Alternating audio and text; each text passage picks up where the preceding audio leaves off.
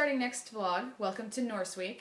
John just got up to go get a drink and he's making all the noise in the background. But he's going to rejoin us in a moment to talk about Norse stuff. As we said last time, we're doing a bunch of vlogs in a row right now. There's a cat, she's going to vlog too. Hey, he's back. Hey. You ready for some Norse questions? Yes, let's Norse questions. Alright, first Norse question. Physically, how much bigger are Aesir Gods than non-Aesir Gods? How much bigger are non-Aesir Gods than humans? How big can you get without being an Aesir?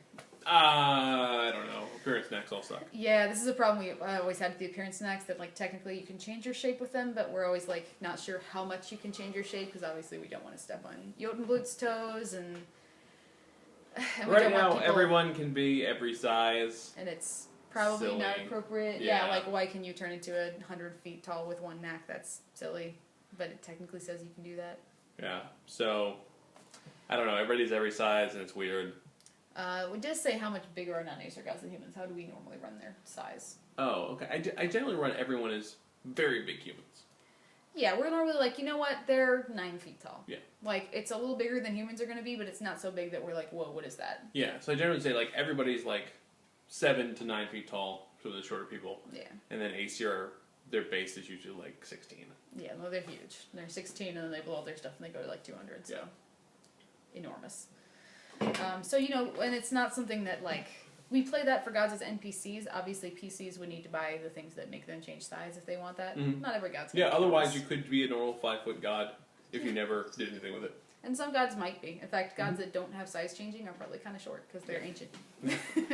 But I don't think that's necessarily true. Like, we don't know. Yeah, I mean they're gods, really and they're born gods. It's just so. Flavor. Yeah. The only time it becomes a problem is if your player's trying to say, well, I want to be 100 feet tall, and then I get all these soaking DV bonuses. No. Right, just don't give bonuses for anything. It's like, okay, do whatever you want. Yeah, no, that's what Jotunblut does. So. Yeah. So none of that. Question 2? Yeah. Is Odin as colossal of a jerk to his brothers Vili and Ve as he is to everyone else that does not help him prevent Ragnarok? We have no idea. We have nothing on that. Yeah, actually, after he creates the world with Vili and Ve, like, they defeat Ymir, they create the universe from Ymir's body, and then they completely vanish. The only other time they're even mentioned in Norse myth is when Loki is insulting everybody right before Ragnarok. I'm trying to get under his skin. Frigg slept with them. And he says Frigg slept with Odin's brothers. And there's all kinds of theories about that, where because Frigg is kind of like, I don't even care about what you're saying right now, and there's a lot of theories about maybe Odin and his brothers are the same person, just expressed as a triumvirate, and so it doesn't really matter. Or maybe they're all 3 married to Frigg, and so like they're all kind of like whatever. Yeah. Who cares? The anthropologically, the Aesir like kind of came from India. Like all of the they're Indo-European. Indo-Europeans all come from India. So the idea is possibly that the 3 Odins were the triumvirate from Hinduism, and over thousands of years, as they're in this new place, they're like, well, we don't have a need for those other versions. Like, and so they fall out of stories, and they don't appear in like the Germanic versions, the Danish versions. They're only in Iceland.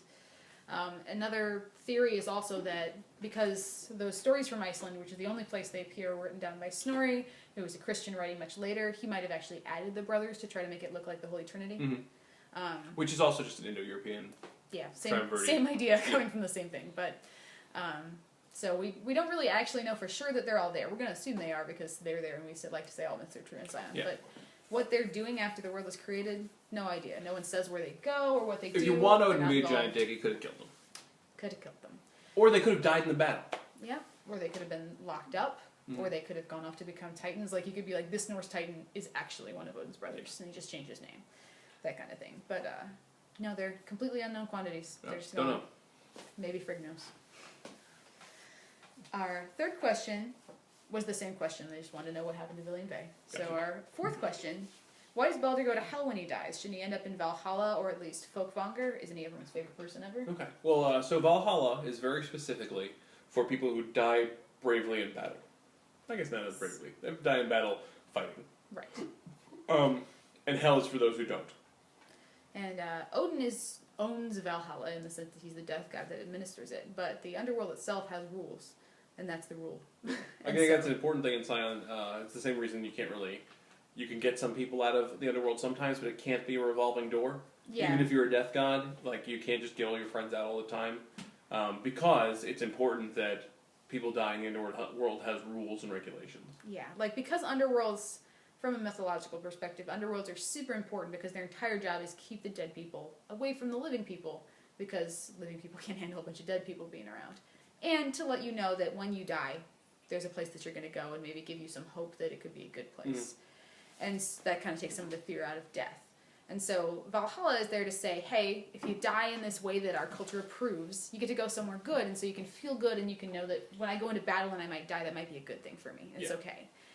But it has rules, so you can't go to Valhalla if you didn't die in battle, because otherwise the whole system breaks down. And so in Scion's framework, that's actually a feature of Valhalla itself, that Valhalla only admits the souls of those who die in battle. And so you can't get there. There's a modern connotation, or a connection between Valhalla and heaven. And the difference is, heaven, you get there's a lot of different interpretations, but good deeds. Let's say we're going to go with the version where you get to heaven by good deeds, and people liking you, God liking you.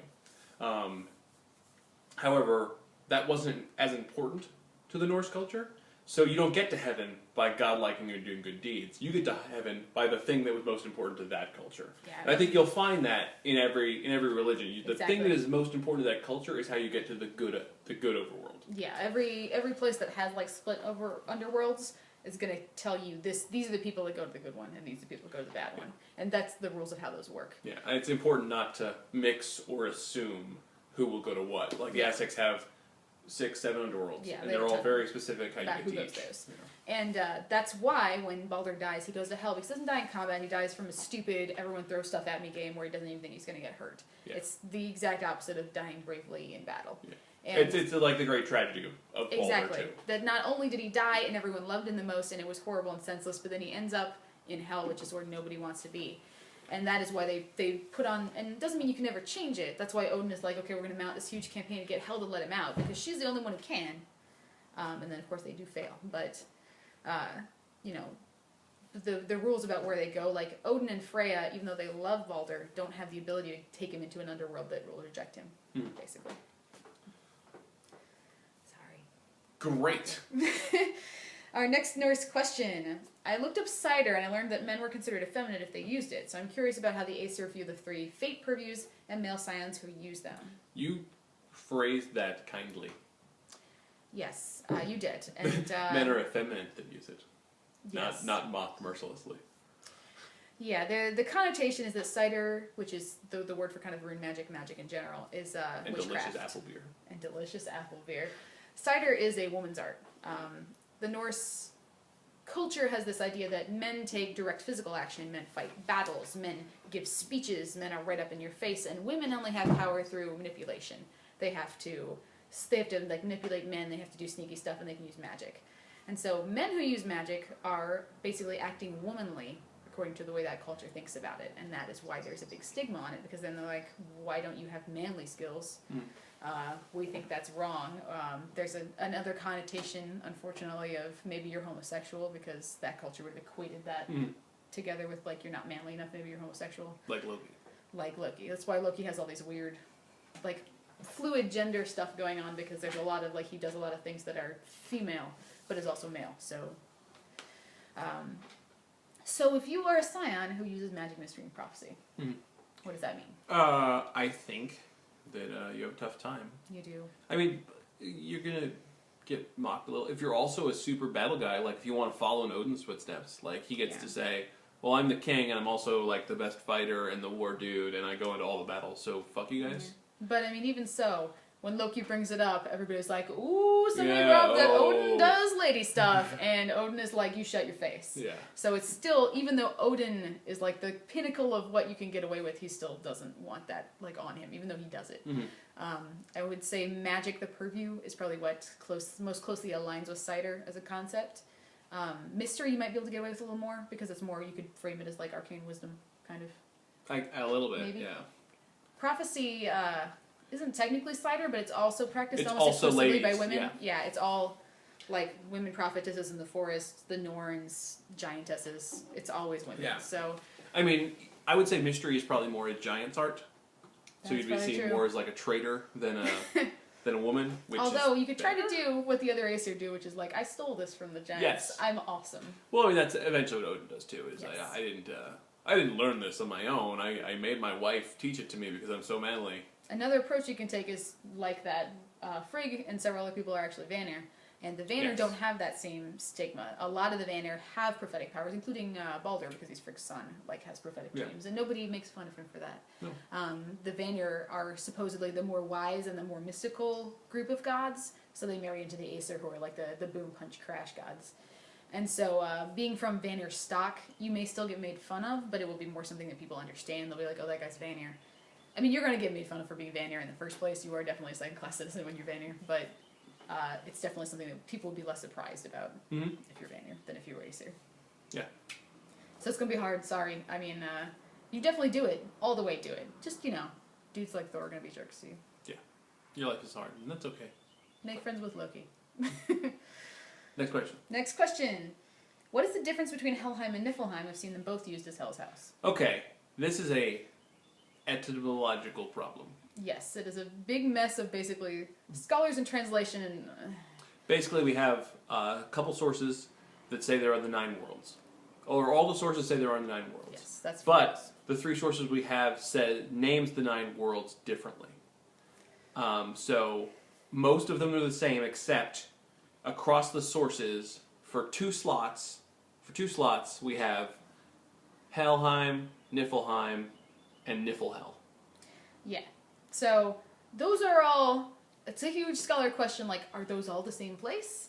Is Helheim a different place that is in Niflheim, which is, I think, the most popular interpretation, because Helheim's supposed to be cold, but it's not actually the land of the frost giants. Right. Okay, let's... Off the top of our head, let's make sure we're saying everything right. So... Well, not Jotunheim, but... Asgard, Vanaheim, Jotunheim. That's the other one. Some people don't think Jotunheim exists. Right. That's right. The one that says there is Niflheim and Helheim says no Jotunheim. Because then they just assume all the giants live in Muspelheim if they're fire giants, Niflheim if they're frost giants. Yes, and then the other one is there's Jotunheim and Niflhel. Yeah, Niflhel is a weird state. People use the word Niflhel talking about cosmology, not necessarily laying out the full 9 words, and then that leaves us to go, well, what does that mean? I mean, Nifl just means frost. They're just saying really cold hell. Right. So does that mean hell is in Niflheim? Is it a different place? Midgard. We're kind of vigorous. Yeah, alright. So Asgard, Midgard. Vanaheim, Alfheim. Svartalfheim. Muspelheim. And then we're at... Do we have Jotunheim? Then we got 3. Yeah. Then we could be Jotunheim. Helheim, Jotunheim, Niflheim. This is where I get caught. We're always missing one. We're always missing one. The picture with them on it is on the other side of that wall. Yeah. We've been hanging on our wall so we can deal with this stuff. But... Because you got 2 elf places. Yes, and they're or elf and dwarf place. Yeah, dwarf plus dark elves. You have the 2 god places. Mm-hmm. You have earth. And then you have fire, frost, or definitely some form. Fire and frost. And then you're like, is death a different Death. one? Giants? And then giants. That's usually what I'm used to hearing, but there is definitely speculation. So... Keep going. He's going to check. But what we're really trying to say is that probably the most popular theory that I have heard is that Helheim is in Niflheim, which explains its connections with coldness and frost, but the fact that it's not actually the realm of frost. And so therefore it's sometimes called Niflhel to refer to that. But you could also say they're completely different realms. That Helheim is not in Niflheim at all, it's completely its own place. Or you could be like, you know what, Helheim is part of Niflheim. It's weird because Niflheim has effects that Helheim does not, because Helheim is specifically home of the dead. Niflheim is the realm of frost that helped create the world across the Ginnanak gap. Excuse me. It's a hard word. John is intently studying our dying around of the 9 worlds. I can't read runes. But the point is, whichever one works best for you, your game's going to have to pick a version of the cosmology and run with it. It's pretty small, cosmetic details.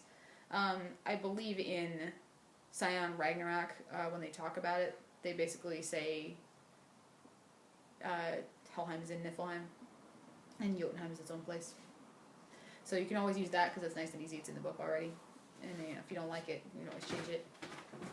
John is bringing us a visual aid.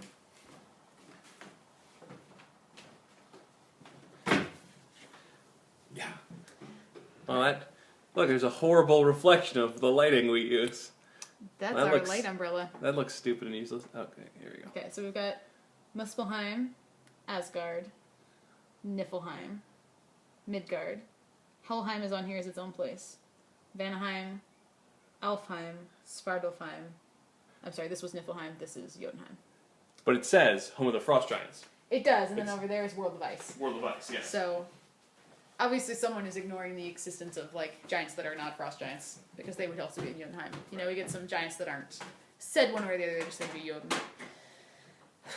So basically, we've noodled around this question forever, and the answer is, they might be the same, they might not. It's a weird place. Probably just use the easiest solution and go with it. Yeah. It doesn't make a big difference.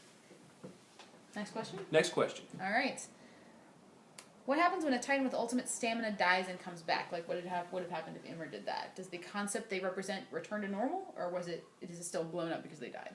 Avatars are hard. They are. And I think that specific question is probably why the original book would not give attributes to any Titans. It only gave them purviews. Yeah. So they didn't have to deal with that. I think ultimate stamina should probably say that you don't actually die. Probably. Like, you come back later, but you don't go to the underworld. Yeah, like you just go into a really deep coma where maybe your body is not there anymore. Not there anymore. But you are not dead. Yeah, so... Which makes more sense, because resurrecting yourself would be kind of like a magical regeneration kind of a thing, versus stamina is about endurance, and it probably should just be like, even if you completely destroy my body, I don't die. That makes more sense as a Although we give it to the people that have the resurrection myths. We do right now, because that's what it does, but I'm not sure if it's appropriate all the time. Yeah, I don't know. So, your question, I think, is a good question that shouldn't exist. So sorry about that. We would say definitely don't, like, have the Titan die, have the whole world go bananas, then immediately bring the Titan back. Like, yeah, I would say if it was to happen, just be like, either the Titan died or it didn't. And if what should happen is they think they kill it, and nothing happens. And they're like, oh, it's fine. Like, they could go, oh, it's fine, there's no problem, we just kill it and there's no repercussions. And people with decent occult rules are like, no. But it shouldn't be, it died and there's no more fire in the world, and then suddenly fire comes back. Yeah. Or Surtur comes back and fire doesn't. Like, that doesn't even make sense either. Because what's he representing? Yeah. So, yeah, don't do anything weird there. You don't want to do, like, a back door for weird cosmological things to happen for no reason. Well. Next. Alright. How do you handle the Norse goddess Iðunn? She's technically not either Aesir Vanna or a giant. She's a daughter of Vivaldi, who is a dwarf or a Svartalfar. I don't know. Who's you? Alright, well, in science canon, we know that some gods actually aren't born of gods. For example, the big example is always Sun Wukong, who was obviously a Titan spawn that became a god later through basically just harassing the pantheon until they let him join. It's probably likely that you can become a god if you are a lesser immortal or you are from some other magical line. You're not going to be a scion ever because that's a different thing. You don't have humanity. But that doesn't mean that you can't ascend to godhood if, like, people worship you. In some super way, yeah. Another example would be Al-Kayan over in the Arab pantheon, who's probably originally a jinn who became a protector spirit, who then became, enough people started dealing with him and became a god. You're looking at the different ways that people come to this is going to be a deity. And it could be someone who was once human and came up, but often it might be someone who was originally like a local spirit that enough people began to believe in that they became a god. I mean, most of the gods we know of come from Titans in some way anyway, so it doesn't... Yeah. They just came more recently, so they're kind of singled out. And I see some stuff in your question about, like, I run Iðunn as, like, super short and stuff because she's a dwarf. I mean, you can do that if you want. That's just individual storyteller flavor. There's nothing also the dwarves aren't super short either. I mean... Or Svartalfar. Svartalfar are not. Svartalfar are elves. Yeah. Dwarves are short. But she could be either because there's some ambiguity about, like, what Vivaldi and his line actually are. But either way, I mean, how anybody represents a goddess is totally up to the storyteller. I mean, if you want to be like she's a dwarf so she's super short, you can. Yeah. But you could also be like she's a goddess now so she's whatever she wants to be, or she's... But you could also say she's a non-Aesir and she's not a giant, so she's super short. Right, and, you can always pull that, although she would have Iðunn blood by now, because she's in the Pantheon, officially. Sure. And that's that weird question we always have with the Vanir, with, like, how did everyone get Jotun blood? And the answer is Scion doesn't know. Just deal with it. So, run her however you want. We would probably not worry about it a lot. I mean, she's an established part of the Pantheon. She does an important service for them with the Apples of Immortality that they need to remain unaging. And we wouldn't necessarily be like, she can't be a god, because her parent wasn't a god. Mm-hmm. Her parent was magical, she's magical, it's okay. People worship her and believe she's a goddess, it's good. Cool. Next question. That's Norse Day. That's Norse Day? That's Norse Day. Oh, okay. Norse Day over. Norse Day over. Happy Norse Day. See you guys next time.